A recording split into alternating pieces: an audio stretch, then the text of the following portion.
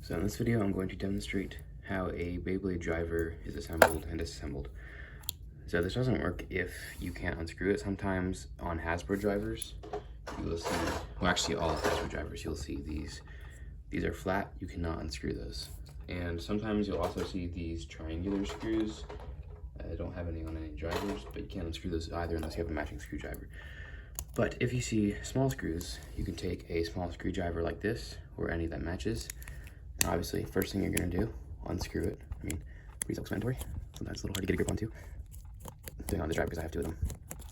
So you can tap it out if it won't fall out. Make sure you don't lose these screws. Put them in a very easy to see place, like this. So, now let's cover every part of the driver. Oh, cool. This is the trans driver. Turns out you can take this part off and change it out. That's interesting. That's how you do modifications to bays as well. I just dropped my phone, sorry. Anyways, so I just get rid of it. I can also force this out to make it go further. That's cool. So back to the actual thing that matters. Let's take apart every piece and show you how it works.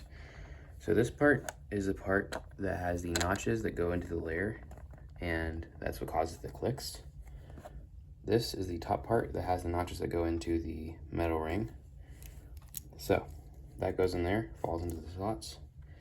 And then the spring, obviously that provides tension. That just kind of goes in there. You can actually stretch these out to make them tighter, but do not do it too much. Otherwise it will be impossible to put this part back in because it kind of warps. And this part has the shape that aligns with the layer and the screw holes.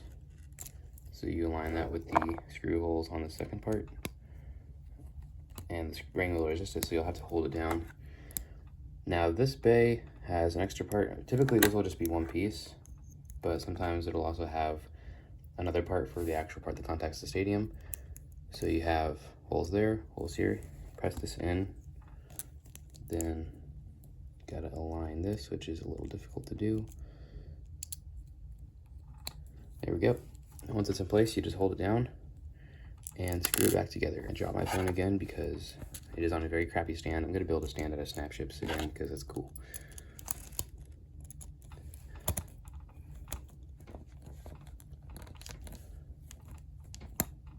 Oh, okay, this part popped off the other side. Let's go ahead and screw that down, hold it in.